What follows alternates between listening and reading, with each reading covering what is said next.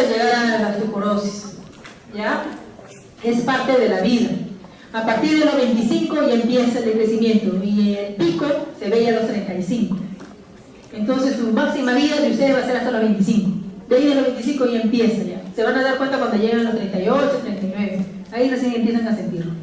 Entonces, la osteoporosis ya esto se ve ya en pacientes posmenopáusicas o de repente una posmenopáusica precoz, de repente una paciente con cáncer de ovario, tumor benigno de ovario, que a los 30 años le hicieron una salpingoperectomía bilateral, entonces no va a tener los estrógenos que le van a ayudar a esto, entonces va a tener una menopausia temprana, o varones también que tengan enfermedades crónicas que los lleva a osteoporosis. Entonces, ¿qué viene a ser la osteoporosis? La osteoporosis viene a ser una disminución de la resistencia ósea. Entonces, la osteoporosis viene a ser un trastorno caracterizado por la resistencia ósea disminuida, más en mujeres, ¿no? Pero también se ven en varones, ¿no? Las manifestaciones clínicas más frecuentes es fractura vertebral y luego de cadera. La de vértebra, simplemente la abuelita, me duele la espalda, me duele, tengo un momento que no se puede parar. Y le tomo una placa y se comprimió la vértebra. Y la de cadera, obvio, posterior a una caída. ¿Y por qué se ve más esto en adultos mayores? Porque, como les dije, todo el cuerpo envejece y ya no va a tener un buen equilibrio, ya los otolitos no van a circular bien el conducto semicircular y se caen de la nada. O sea, si nosotros nos tratamos de caer como sea te agarras, pero los abuelos ya no tienen ese reflejo, ya pierden eso, por eso se fracturan y se caen. Por eso cuiden a sus abuelitos. ¿Qué más? Hay una disminución o una reducción en la resistencia ósea, entonces este hueso se vuelve frágil, se vuelve como un chisito, se rompe, ¿no? El Organismo Mundial de la Salud, para definir osteoporosis, dice es una disminución de 2.5 desviaciones estándar en los adultos jóvenes sanos, ¿no? Un T menos 2.5, ahí lo califica como osteoporosis. La epidemiología estudia en Estados Unidos 8 millones de mujeres y 2 millones de varones, con un score de T menos 2.5. En las mujeres se ve cuando hay pérdida de la función ovárica, por eso decía la menopausia, habitualmente hacia los 50 años, pero si ha tenido un patógeno o un factor, algo que ha hecho que le saquen los ovarios a los 30 años, 35, entonces se va a dar osteoporosis a más temprana edad. Por esa razón, mujeres que tienen ovario, le sacan los ovarios a temprana edad, le dan reposición hormonal para que no haga osteoporosis. ¿Qué más? Las fracturas de radio distal aumentan con frecuencia antes de los 50 años y alcanzan la meseta a los 60. Recuerdo que una señora me llegó con las dos manitos, se había caído, se apoyó sobre las dos manos y de las dos tenía fractura de coles. Las incidencias de fracturas de cadera se duplican cada 5 años después de los 70, ya sea, qué sé yo, está con la próstata, le dan su tamsulosina y la tamsulosina te baja la presión, el abuelo que ya orina más por las noches, se levanta para orinar y como se le bajó la presión, se cayó, fractura de cadera. O sea, son las consecuencias de las otras enfermedades lo que le lleva a la caída y por eso hay las fracturas de cadera. Por eso dice, se duplica cada 5 años después de los 70. ¿Ya? ¿Qué más? Esto puede relacionarse con la manera en que sufren caída las personas conforme envejecen. Por ejemplo, si se cae sobre los brazos estirados, se fractura los bracitos. Si se cae de costadito, se fractura la cadera. Y una abuelita de 90 años, me acuerdo que todo estaba bien, ¿no? La abuelita todo independiente, pero igual, en la noche, qué sé yo, se levanta para ir al baño y pierde el equilibrio y se cae de costadito. Estoy bien, tenía fractura de cadera. Y lo peor que de la fractura de cadera ya es como un dominó, una detrás otra. Pueden ser un émbolo graso, hacen un tromboembolismo pulmonar, hacen neumonías, etc. Ya viene toda la desgracia. Entonces, las causas secundarias de osteoporosis en mujeres premenopáusicas, ¿no? ¿Quiénes son? El hipertiroidismo, ¿no? Se acelera esto, el hiperparatiroidismo, si está desnutrida con una anorexia nervosa, mala absorción intestinal, ¿no? Déficit en vitamina C o en el calcio, en Cushing, obviamente por los corticoides, ¿no? En artritis reumatoide o enfermedades crónicas inflamatorias, el alcoholismo también, la enfermedad renal, la enfermedad hepática, todo eso hacen que haga una osteoporosis previa, incluso la infección por HIV y la medicación, la diabetes. ¿Qué más? Tenemos entonces, ¿no? Que la osteoporosis, vamos a ver las fracturas, ¿no? Vemos la de cadera, aumenta más con la edad, seguida de la vértebra y luego de la fractura de coles. Esta viene sobre una placa radiográfica en el cual ven la vértebra como un cuadradito, ¿no? Pero acá ya es una cuña. Se ha aplastado la vértebra. Y eso es consulta frecuente en adultos mayores, no por dolor de columna. Entonces piensen en compresión del cuerpo vertebral cuando vaya un abuelito diciendo me duele la espalda. ¿Qué más? Factores que favorecen a las fracturas. La edad, la menopausia, ¿no? Otros factores de riesgo van a incrementar la pérdida ósea, ya va a haber una reducción de la resistencia ósea, va a haber una disminución de la densidad ósea, disminución de la masa ósea y esto va a llevar a fracturas.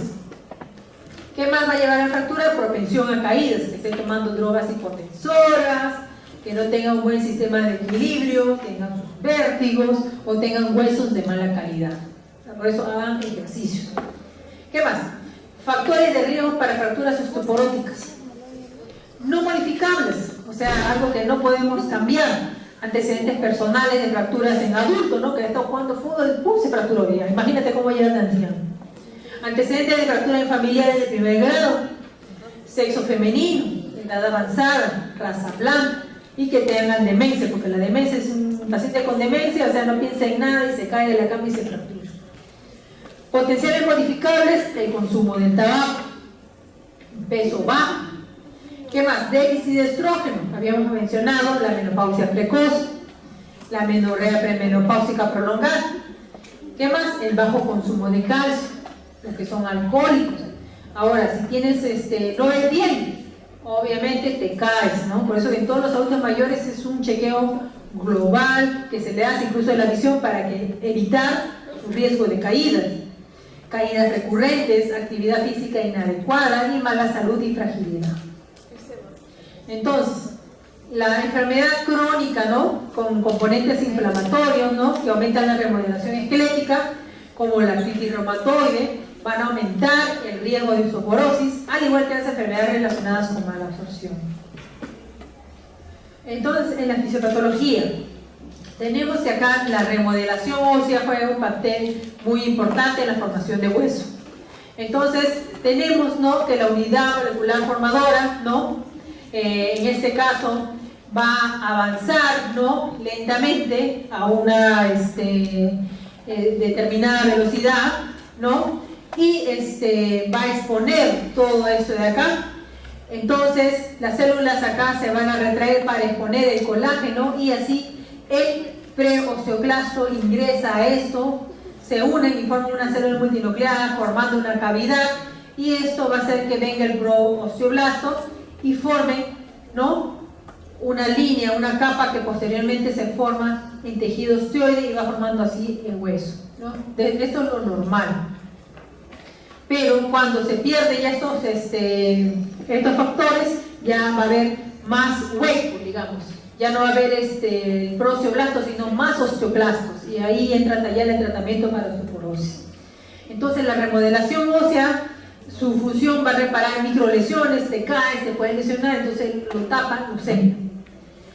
Obtener calcio a partir del esqueleto para mantener una buena concentración sérica, ¿no? Se activa en microlesiones óseas, ¿no? A las demandas crónicas de calcio originan un hiperparatiroidismo secundario, por lo tanto va a haber una mayor remodelación ósea y osteopenia general.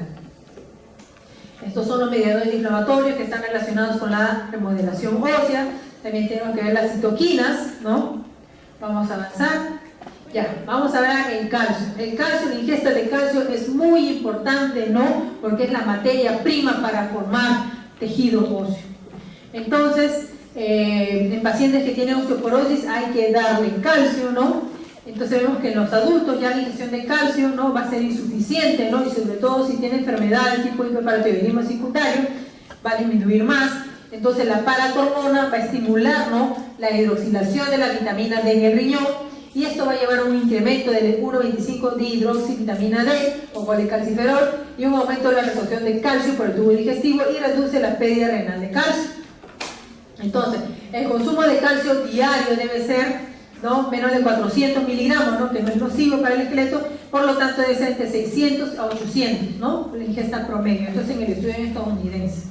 Pero la dosis diaria recomendada va entre 1000 a 1200. Pero ¿cuál es el problema del calcio? Que es gastrolesivo. Entonces las personas que toman calcio dicen, ah, que tengo mi gastritis, que esto, que el otro. Entonces se quejan, ¿no? Entonces, la que tiene mejor tolerancia es el citrato de calcio, ¿no? Pero es bien más caro el citrato de calcio. Entonces, en el seguro solo tenemos carbonato. Vitamina D. Su déficit causa raquitismo en niños y osteomalacia en adultos, ¿no? Se ven ancianos, los que viven en latitudes septentrionales, ¿no? ¿Por qué? Porque la vitamina D tiene que ver bastante con la exposición al sol, ¿no? Porque ayuda a la conversión. Por eso se ven en personas de raza caucásica, cuando no tienen mucho sol, va a haber déficit. Entonces, el consumo diario viene a ser 8.000 a 1.000 unidades día. Por eso, cuando damos reposición de calcio, damos también con vitamina D. El estado estrogénico, ¿no? Provoca pérdida ósea, ¿no? Ya sea por activación de nuevos sitios de remodelación ósea, o exageración del desequilibrio entre la formación y la resorción. Por eso las mujeres cuando entran en la menopausia empeora todo esto, porque el estrógeno tiene una función muy importante, activa nuevos sitios de remodelación y exagera el desequilibrio. Entonces el estado estrogénico, ¿no? Vamos a tener que empeorar esto y sobre todo se da más a partir de los 50 años, ¿no? La pérdida de estrógenos aumenta la producción del ligando RAN, ¿no? Y puede reducir la síntesis de osteoprotegerina, ¿no? Lo que incrementa el reclutamiento de osteoclastos. O sea, va a haber más osteoclastos. La actividad física ayuda bastante, porque cuando nosotros corremos, nuestro corazón late más y entonces bombea más sangre a todos los vasos sanguíneos hasta la última célula.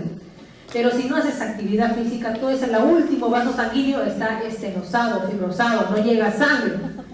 Todo está todo aterosclerótico. Entonces, peores. Entonces dice, la inactividad como el reposo prolongado en cama o la parálisis produce pérdida de masa ósea. Por eso hay actividad física. Por eso ven, ¿por qué creen que los ancianos que hacen natación, que hacen ciclismo, qué sé yo, son longevos? ¿Por qué quieren? Porque tienen una mejor circulación. Por eso son las actividades cardiovasculares lo que te da una mejor calidad de vida. ¿Qué más? Los deportistas tienen una masa ósea mayor que la población general. Ahora, estos cambios de la masa esquelética, ¿no? Son más intensos cuando el estímulo comienza durante el crecimiento y antes de alcanzar la pubertad. Ya después de ahí, ya empieza a caer. Por eso ya les digo, ya están ustedes empezando a caer. ¿Qué más? Enfermedad crónica. Las enfermedades crónicas de sangre genética o adquiridas también incrementan el riesgo de osteoporosis. ¿Por qué? Como es una inflamación crónica que hay, habíamos visto todo eso altera, ¿no? Altera la normalidad que hay para la formación de células de osteoblastos. Los mecanismos que contribuyen a la pérdida de huesos son específicos para cada enfermedad y habitualmente son consecuencias de múltiples factores mencionados acá, como la nutrición, reducción de la actividad física o factores que afectan la remodelación ósea. Entonces tenemos las enfermedades que están asociadas con incremento al riesgo de osteoporosis, tenemos estados hipogonadales, endocrinos, trastornos nutricionales, trastornos reumatológicos, también enfermedades y cánceres hematológicos, trastornos hereditarios, u otro tipo de trastornos de inmovilización. Se ha visto que pacientes que están hospitalizados en cama largo tiempo, el solo hecho de estar echado en la cama pierde masa ósea. Y no solo masa ósea, masa muscular, sarcopenia. Entonces, los glucocorticoides, ¿no? Son una causa frecuente de la osteoporosis. Entonces estamos viendo que todos los pacientes que tienen enfermedades crónicas, tipo lupus, de por sí por ser enfermedad inflamatoria, ya lleva osteoporosis. Y a esto le metemos corticoides peores. Por eso es que estos pacientitos son bien lábiles, se complican fácilmente. Con frecuencia no es posible determinar, mencionan en el grado que la osteoporosis se relaciona con el uso de corticoides, pero se da. ¿Ya? La dosis excesiva de hormona tiroidea puede acelerar también la remodelación ósea y producir pérdida de masa. Entonces, factores asociados que aumentan osteoporosis en adultos, tenemos glucocorticoides. También tenemos la ciclosporina, fármacos citotóxicos, anticonvulsivantes, el alcohol, inhibidores de aromatasa, esto lo vemos en cáncer de mama, exceso de levotirosina, el aluminio, ¿ya? El tabaco también se ha visto, ¿no?, como uno de los factores que llevan también osteoporosis, ¿no? Hay una mayor función de los osteoclastos, así que si fuman, por favor, dejen de hacerlo, no solamente por enfermedad pulmonar intersticial, sino por osteoporosis. Entonces, para medir la masa ósea, hay múltiples exámenes para medir masa ósea, pero entonces usamos un estándar, ¿no?, que viene a ser la densitometría ósea.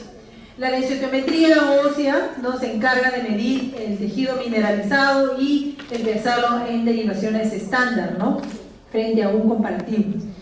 Las personas de tamaño pequeño tienden a presentar una densidad mineral ósea menor que la media, ¿no? Entonces hay que considerar, porque puede ser que sea chiquitito, ¿no? Y le sale una densidad mineral ósea, no va a decir que tiene osteoporosis, es por su talla, entonces hay que ver los factores que se afectan. ¿Qué pasa? Si le tomas en el talón y tiene ahí un esporón calcáneo, que hay una buena masa ósea, obviamente te va a encubrir, ¿no? No tiene osteoporosis, entonces son varios factores que alteran eso. Entonces, por eso están los scores. Entonces tenemos que, en los criterios diagnósticos de una densiotometría ósea, estamos hablando de mayor o igual de -1 es normal, ¿no? Osteopenia es entre -1 y -2.5, ¿ya? Menor o igual de -2.5 es osteoporosis, pero si ya tiene de -2.5 con fractura, ya es una osteoporosis severa. También se usa la tomografía, ¿no? Para ver la medición espinal y de cadera, pero es demasiado caro. No va a estar tomando tomografía para eso. Entonces, por eso usamos nosotros la densiotometría ósea, ¿ya? ¿Qué más? También la ecografía mide masa ósea mediante un cálculo, ¿no? Que hace ya ahí con la máquina y todo, entonces te permite ver eso, pero tampoco lo usamos porque es demasiado engorroso. Tanto es fácil la densiotometría, por eso hay campañas, ¿no? Campañas, mídase que le vienen en el radio, en el cúbito, pero una buena densiotometría es en cadera y columna. ¿Qué más? ¿Cuándo medir la masa ósea, no? Entonces tenemos que hay lineamientos, ¿no? De la Fundación Nacional de Osteoporosis que recomienda cuándo medir la masa ósea. Por ejemplo, si es una paciente que tiene oforectomía, entonces es candidata a medirse siempre su densidad mineral ósea. Entonces acá tenemos a todas las mujeres mayores de 65 años su densiotometría ósea. Cuando mujeres con déficit de estrógenos, ¿no? Y riesgo clínico de osteoporosis, estamos viendo la que tiene oforectomía, alteraciones vertebrales en la radiología, tratamiento con corticoides, hiperparatiroidismo primario, vigilancia de respuesta a un fármaco, ¿no? O repetir las mediciones, ¿no? De esa de acá con intervalos cada 23 meses. O sea, tampoco es algo frecuente que le estoy dando y le voy a medir a las 3 semanas, o a los 3 meses, o al año, ¿no? Porque casi 2 años menciono. ¿Qué más? Cuando la densidad mineral ósea es mayor de 2.5 de desviación estándar, por debajo del valor promedio normal en adultos jóvenes, o el equivalente, ¿no? De UTI menor o igual que 1. Hay que administrar tratamiento a las mujeres posmenopáusicas, ¿no? Con factor de riesgo de fractura. Entonces, ¿cuándo damos tratamiento? En las que tienen riesgo de fractura. Ya no, digamos, cuando yo tengo osteoporosis ya está ya todo, ya no les ayuda. Quien se va a beneficiar es la que tiene riesgo de osteoporosis. Ellas se van a beneficiar. Las pruebas de laboratorio, ¿no? Hay que ver cómo está su hemograma, porque, o sea, antes de que ustedes digan es osteoporosis, vean si no es un mieloma múltiple, si no es un hiperparatiroidismo, o sea, otra enfermedad, ¿ya? O es una metástasis de hueso que no sabemos por qué se hizo la compresión, fractura patológica. Entonces, antes de catalogarlo como osteoporosis, busquen otro diagnóstico. Entonces, por eso te pide toda esta analítica, ¿no? Pide el examen de sangre, calcio sérico, calcio en orina, su función hepática, la función renal, para descartar otro tipo de patología. ¿Qué más? Calcio elevado sugiere hiperparatiroidismo o un tumor maligno, por ejemplo, mieloma múltiple. Calcio bajo me dice que hay desnutrición o osteomalacia. Si tenemos hipercalcemia con una PTH, ¿no? Que permite distinguir entre hiperparatiroidismo, ¿no? Que puede estar la PTH elevada o una enfermedad maligna, que la PTH va a estar baja, ¿no? ¿Qué más? El calcio bajo en orina sugiere osteomalacia, desnutrición, mala absorción, mientras que un calcio elevado me va a definir una hipercalciuria. Entonces vamos a ver que este paciente puede tener también cálculos en las vías renales. Entonces la hipercalciuria se va a dar en pérdida renal de calcio, ¿no? Más frecuente en varones con osteoporosis, una hipercalciuria absortiva, ¿no? Que puede ser idiopática, enfermedades malignas o trastornos asociados a recambio óseo excesivo, como la enfermedad de Payet o un hiperparatiroidismo. Entonces hay que medir también la concentración sérica del hidroxicalciferol, ¿no? O la vitamina D3 activa. ¿Qué más? En el síndrome de Cushing, ¿no? Hay que medir el cortisol libre, ¿no? Si tienen una enfermedad intestinal o de malnutrición, hay que medir cómo está la albúmina, el colesterol. Si es una enfermedad celíaca, ¿no? Hay que medir los anticuerpos antigliadina, antiendomicio o antitransglutaminasa. O sea, esto quiere ver, o sea, cuando ves otro tipo de enfermedades, primero fíjate que no sea esa enfermedad la que está causando esa desgaste óseo, antes de decir no, es la osteoporosis. Es algo así como la infección urinaria. Descarten de que no hay otra enfermedad más parecida de que es una infección urinaria, algo así. por ejemplo, descarta de que no sea el mieloma que lo ha llevado a eso, ¿no? Que puede mascarar la osteoporosis. Mucha osteoporosis y la pobre es un mieloma que se está carcomiendo ahí. A eso está diciendo. Busquen otras enfermedades antes de catalogar como osteoporosis. Para excluir el diagnóstico se requiere electroforesis sérica, urinaria, esto es para el mieloma múltiple. Entonces, biopsia ósea, obviamente que eso no lo hacemos, pero los que tienen dudas diagnósticas, que es una malignidad patológica, obviamente que hacemos la biopsia ósea, ¿no? ¿Qué más? Marcadores bioquímicos, ¿no? Para ver el aumento o la disminución de la resorción ósea, ¿no? Tenemos, por ejemplo, acá tenemos marcadores bioquímicos que me indican la formación de hueso. Tenemos la fosfatasa alcalina, la osteocalcina sérica, el péptido sérico del colágeno tipo 1, mientras que lo que me indican que hay resorción ósea es el telopéptido en suero en orina, el telopéptido C, o también la desoxipididolina. Más usamos el telopéptido, eso lo van a ver bastante. Para el tratamiento que se da en pacientes, ¿no? Ya con fracturas osteoporóticas. Fractura de cadera exige reparación quirúrgica, ¿no? Y esto se tiene que ver bastante si el paciente es funcional. ¿En qué sentido funcional? Hacía subiendo a los 80 años, se hacía subiendo mal, no tiene demencia, operan su prótesis de cadera. Pero si el paciente fractura de cadera pero tiene demencia, no hay apoyo familiar, o sea, ya lo dejan nomás que se suelte de esa forma. O sea, van a haber varios factores, hay un soporte ahí de familia, no. A veces tiene todo el soporte, pero está tan osteoporótico que la base, si le pone la prótesis, va a destruir la base. Entonces, eso también se ve. Entonces, todos múltiples factores que te van a determinar si opera o no se opera, pero si tiene toda la chance, operación temprana, para que ese abuelito vuelva a recuperar su funcionabilidad y no haga complicaciones. ¿Qué más? Las fracturas de huesos largos con frecuencia requieren fijación externa o interna, ¿no? Con clavos, mientras que fracturas vertebrales o de costillas o pélvicas solo medidas de sostén, ¿no? El 25 a 30% de fracturas vertebrales se manifiestan de forma súbita, ¿no? Con un dolor de espalda. Ahora, en el caso de fracturas sintomáticas agudas es necesario administrar analgésicos, ¿no? Como antiinflamatorio no esteroideo, paracetamol o ambos, o ponerle narcóticos, ¿no? Tramador, codeína, pero los antiinflamatorios tengan cuidado de que no tengan falla renal, que sea paciente cardiópata, por favor. O sea, ya en ancianos tienen que ver todas las enfermedades que tengan, no le van a dar analgésicos por dar. ¿Qué más? Hay que ver entonces todo este contexto, ¿no? Mira, apoyo familiar o no, porque si no hay apoyo, ¿para qué lo van a estar esperando el pobre abuelito si no hay apoyo? ¿Qué más? Este score, ¿no? Te ayuda a ver para ver los factores de riesgo en pacientes que tienen riesgo de osteoporosis, si es fumador que abandone el tabaco, si el paciente tiene nicturia, hay que tratar de reducir la frecuencia urinaria o ponerle ahí la chata, ¿no? Para que orine, ¿no? Ahí mismo y no esté yendo al baño y se vaya a caer. Si está con diuréticos, por favor, por eso los diuréticos los damos en la mañana. O sea, ustedes dan un diurético a un abuelo a las 10 de la noche, eso es una iatrogenia, porque ese abuelo se va a despertar a cada rato y se va a caer. Entonces tengan cuidado, por eso los medicamentos tienen horas, revisen siempre a qué hora le voy a dar. Por eso para la próstata que le dan también a los abuelos, se da en la noche, porque causa hipotensión. Entonces durante la noche, que se aseguran que no se va a levantar, ya está con su hipotensión, se despierta y está mejor la presión. Entonces fíjense siempre en las medicinas a qué hora le van a dar. ¿Qué más?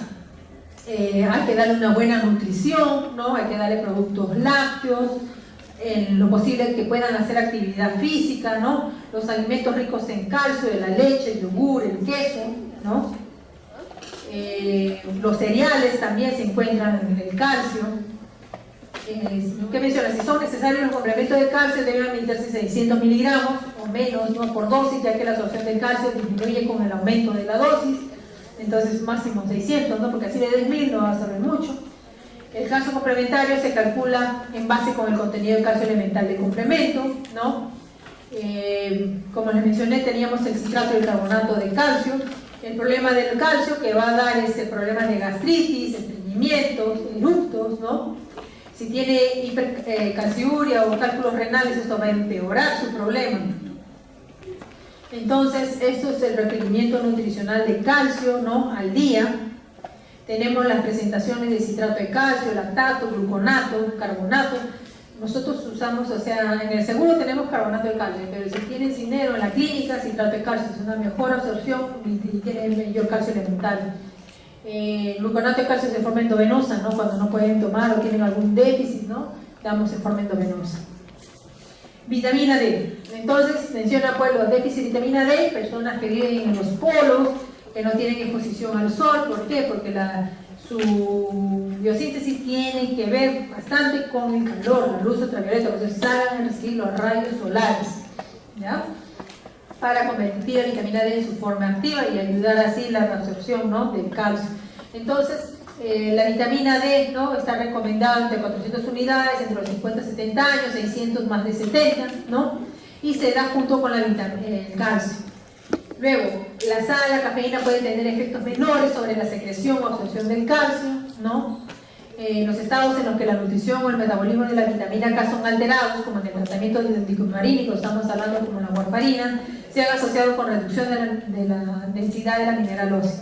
Entonces, a los pacientes que tienen anticoagulación crónica con warfarina también se va a afectar, ¿no?, su densidad mineral ósea. Y a esto le agregamos que si se golpea hace un hematoma gigante, imagínense. Por eso es que un adulto mayor ya tiene múltiples comorbilidades, no solamente por su estado físico por sí, sino por todas las medicinas que recibe. El magnesio también es muy importante, abunda en los alimentos y su déficit es muy raro en ausencia de una enfermedad crónica grave, ¿no? Los complementos de magnesio pueden justificarse en pacientes con enfermedad intestinal no inflamatoria crónica, enfermedad celíaca, ¿no?, o tratados con antineoplásicos, ¿no?, que cursan con diarrea grave y desnutrición. El ejercicio es muy importante, ya les había dicho por qué, porque el corazón bombea más sangre hasta la última arteria, la arteria más finita, su arteriola, vénula, entonces va a llegar sangre, se encarga. Pero si no hay actividad física, ese corazón va a estar estable, entonces no va a aperturar esos pequeños vasos sanguíneos. Si irriga hasta lo más mínimo, entonces irriga la arteria nutricia del hueso, y por eso es que el hueso tiene una mejor irrigación, hay una mejor estructura ósea. Por esa razón es que el ejercicio es muy importante y lo vemos en todos los longevos, ¿no? También que hacen natación, manejan bicicleta, o sea, hacen alguna actividad física. ¿Qué más? Aparte que el ejercicio te ayuda tanto en la función neuromuscular, mejora tu coordinación, ¿no? O sea, menos riesgo a caída, mayor equilibrio y fuerza. ¿Qué más? Tratamiento farmacológico ya, estrógeno. Paciente que tiene una oferectomía bilateral hay que darle estrógeno, ya sea solo o combinado con progestágeno, ¿no?, para evitar eso, para evitar una osteoporosis temprana, ¿no? ¿Qué más? Algunos tratan también específicamente la osteoporosis, ¿no?, con bifosfonato, calcidonina, la paratormona, ¿no?, como los moduladores selectivos de receptores, ¿no?, de estrógenos. Entonces los estrógenos, ¿no?, tenemos que va a ayudar bastante a los pacientes que tienen una menopausia temprana, son muy eficaces y se administran por vía oral o transdérmica. Esta es la dosis que debemos dar de estrógeno, ¿no? Antes de dar estrógeno, por favor, también hay que descartar de que no tengan ninguna neoplasia, ya sea cáncer de mama, de ovario, qué sé yo, porque peor va a ser, lo va a reavivar la neoplasia, entonces tengan cuidado. El estrógeno no es dar por dar, porque imagínense una paciente con menopausia, que es algo fisiológico, ya la osteoporosis, ¿no? Y dice, dame estrógeno, o sea, los estrógenos te pueden ser trombosis venosa profunda, insuficiencia hepática, o sea, no es dar por dar. Entonces, una paciente joven está justificado, ¿no?, siempre y cuando no tenga factores de riesgo para cáncer de mama, de ovario. ¿Qué más? Dosis aún más baja no se ha relacionado con protección de la masa ósea, ¿no?, o sea, la dosis estándar. Como les dije, hay que ver que no tenga cáncer, riesgo de cáncer. ¿Por qué? Porque aparte de cáncer también hay riesgo de infarto en miocardio, ¿ya? ¿Qué más? Como hay trombosis, le dije, hay trombosis venosa profunda, puede ser apoplejías. ¿Qué más? Cáncer de mama, entonces hay que tener cuidado. Y también se ha demostrado, aparte de que te da apoplejía, entonces también va a haber una demencia. Entonces, peor. Progestágenos, ¿no? En las mujeres con útero se prescriben progestágenos diarios o cíclicos por al menos 12 días al mes, ¿no?, combinados con estrógenos para reducir el riesgo de cáncer de útero. ¿Qué tenemos? El acetato de medroxiprogesterona y el acetato de noritendrona atenúan la respuesta de lipoproteínas de alta densidad a los estrógenos, aunque la progesterona micronizada mencionan que no lo hace. Sobre el tejido mamario, los progestágenos podrían incrementar el riesgo también de cáncer de mama, ¿Qué más? Tenemos los moduladores selectivos, ¿no?, de la respuesta a estrógenos, ¿no? Esto digamos que es más específico todavía a nivel de receptores. Tenemos el raloxifeno, ¿no?, que está aprobado para la prevención y tratamiento de osteoporosis. El tamoxifeno, ¿no?, aprobado para la prevención y tratamiento también de cáncer de mama. El tamoxifeno reduce el recambio y pérdida de masa ósea en mujeres posmenopáusicas, ¿no? El principal beneficio se produce en la incidencia también de cáncer de mama, que es un tratamiento antidepresivo. Si los pacientes que tienen cáncer de mama y le dan tamoxifeno, aparte que ayuda de eso, le va a ayudar para la osteoporosis, ¿no? ¿Qué más? El tamoxifeno va a aumentar también el riesgo de cáncer de útero, ¿ya? La dosis de raloxifeno es 60 miligramos día, ¿ya? El raloxifeno reduce, dice, la ocurrencia de fracturas vertebrales en un 30-50%, pero no se cuenta con datos que confirmen que puede reducir el riesgo de fracturas, ¿no?, vertebrales en 8 años de observación. O sea, tienen también sus cosas esto del raloxifeno. Los bifosfonatos. Los bifosfonatos también son otras, tenemos los alendronatos, el lisendronato y vandronato, ¿no?, que están aprobados para la prevención y tratamiento de osteoporosis. Son fijadores de calcio. Entonces, cuando toman calcio, los abuelitos no solamente basta con eso, necesitamos darle fijadores. Y los fijadores vienen a ser los bifosfonatos, o sea, hacen que se capte mejor el calcio en el hueso. Entonces, tenemos varias presentaciones, ya sea diaria, mensual o anual, ¿no? Los alendronatos van a disminuir el recambio óseo, incrementando así la masa ósea en la columna vertebral, ¿no? ¿Cuál es el problema? Que también si le das vía oral da demasiada pirosis, regurgitación. Por eso lo recomiendan dar en las mañanas cuando ya está despierto y tomar bastante agua por los síntomas gastrointestinales. Por esa razón que muchos a veces lo toman una vez al mes, como es el ivandronato, ¿no? Otros se ponen el ácido solendrónico, que es una vez al año, pero ya de acuerdo a eso el precio es caro, ¿no? Entonces, estos ayudan a fijar más el calcio. También lo usamos, famindronato, todos estos en pacientes que tienen cáncer, ¿no?, que tienen la hipercalcemia elevada, porque ayuda a disminuir esto. Entonces, estos son sus efectos: esofagitis, úlcera esofágica, estenosis. O sea, vía oral tiene bastantes efectos adversos, por eso que los pacientes no lo toleran y han creado estas formas mensuales o anuales. El lisendronato, otro tipo de bifosfonato, reduce el recambio óseo, incrementa la masa ósea. Menciona que se debe tomar con un vaso lleno de agua, ¿no?, para facilitar su llegada al estómago, y no debe acostar por lo menos en 30 minutos, porque si no, la regurgitación que le da. Entonces, ivandronato es una dosis al mes, ¿no? El solendrónico es el más usado, una vez al año, endovenoso. Cuesta carito. En el hospital, en el Ministerio de Salud, ¿qué es lo que hacen? Una ampolla para 5 personas, entonces juntan a 5, hacen la chanchita, compran la ampolla, pero para esto han tenido que tomar por lo menos 3 meses de calcio para tener calcio en sangre. Entonces le ponen su ampollita y ya continúa, ¿no?, y le va a fijar el calcio. ¿Qué más? La calcitonina, ¿no? La calcitonina también ayuda, ¿no?, para el incremento de la densidad mineral ósea, sobre todo a nivel lumbar, ¿no? ¿Cuál es el límite de su uso, no? El problema que causa reacciones adversas como náuseas, bochorno, ¿no? Hay presentación también de aerosol, ¿no? Y eso también ayuda, ¿no? ¿Cuál es su mecanismo de acción de la calcitonina? Va a suprimir la actividad de los osteoclastos, ¿no?, mediante una acción directa sobre el receptor de la misma. Luego, este es un biológico, ¿no? El denosumab, ¿no? El denosumab se administra por lo menos 2 veces al año vía subcutánea, ¿no? Esto también se está usando actualmente, ¿no?, va a reducir las fracturas a nivel vertebral, de cadera, ¿no? Para esto, obviamente que no tenemos el denosumab en el Seguro Social, mucho menos en MINSA, pero en la práctica privada lo usan bastante. Entonces, el paciente le hace su densitometría ósea, le muestras osteoporosis, pide su denosumab y te lo van a aprobar, ¿no? Es un anticuerpo monoclonal que va contra el ligando RAN, ¿no?, que es el efector común final de la formación, ¿no?, y actividad y supervivencia del osteoclasto, ¿no? Entonces bloquea esto, entonces ya bloquea el osteoclasto, entonces va a haber mayor formación de osteoblastos, entonces va a haber una mayor consistencia del hueso. Contribuye a reducir la supervivencia del osteoclasto, ¿no? Los efectos secundarios son hipocalcemia, infecciones, reacciones dermatológicas como dermatitis, eritemas o eczema. Entonces, ¿por qué es un anticuerpo monoclonal? Ya habíamos visto, ¿de acuerdo? De los anticuerpos monoclonales ya tenemos el denosumab. La hormona paratiroidea, ¿no? La PTH endógena, ¿no? También como regula el calcio, también se ha visto que nos puede ayudar, ¿no? En la parte de osteoporosis. La hormona paratiroidea se administra como una inyección diaria única, ¿no? Por un máximo de 2 años. Tenemos la teriparatida, que produce aumentos de la masa ósea e induce mejoría de la estructura esquelética, ¿ya? Sus efectos adversos vienen a ser mialgias, debilidad, mareo, cefalea, náuseas. También se ha descrito, ¿no?, un caso de osteosarcoma en pacientes que han usado teriparatida, ¿no? Costo, factor limitante, es carísimo. El denosumab más caro, ¿cómo será la teriparatida? Entonces, acá tenemos la estructura esquelética de un paciente que tiene osteoporosis, ¿no? Y esto es cómo se ha llenado, ¿no?, el huesito con la teriparatida, con la PTH, o sea, es una buena respuesta.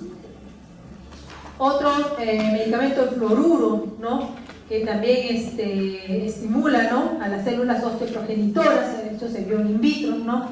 Entonces también se ha dado un estudio, ¿no? Luego el granulato de estroncio, ¿no?, que está aprobado para el tratamiento también de osteoporosis porque aumenta la masa ósea, ¿no? El granulato de estroncio va a incorporar la hidroxiapatita en lugar del calcio y va a mejorar entonces la estructura ósea.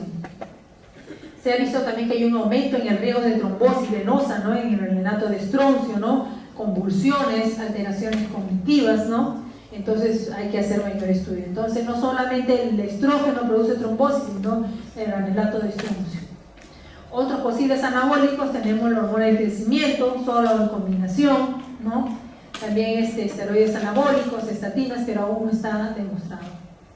Estrategias no farmacológicas, almohadillas protectoras, ¿no?, en la cara de las caderitas, ¿no? Si el abuelito ve que tiene demencia, se va a dormir, póngale las carillas protectoras, ¿no?, a una persona al costado para que apoyar a esta persona. Si tiene alteraciones en la columna, no sé, una cifoplastía o vaqueroplastía, ¿no?